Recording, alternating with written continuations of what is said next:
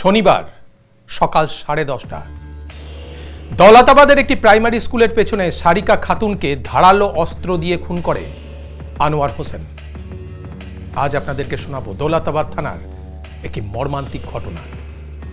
সারিকা নিমতলা উচ্চ বিদ্যালয় থেকে উচ্চ মাধ্যমিক পাশ করে লালবাগ কলেজে ভর্তি হওয়ার জন্য প্রস্তুতি নিচ্ছিল।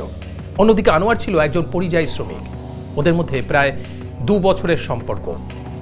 আনোয়ার বারবার সন্দেহ করত সারিকাকে।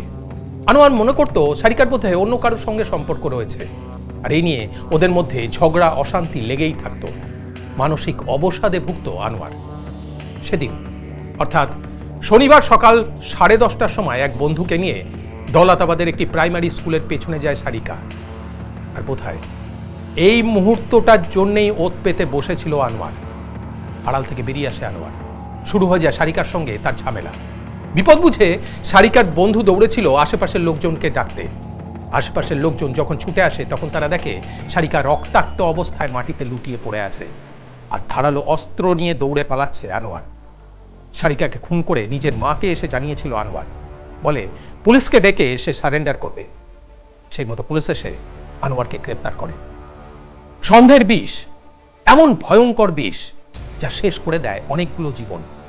সন্দেহ বিষাক্ত করে দেয় সম্পর্ককে, নষ্ট করে দেয় বিশ্বাসযোগ্যতা।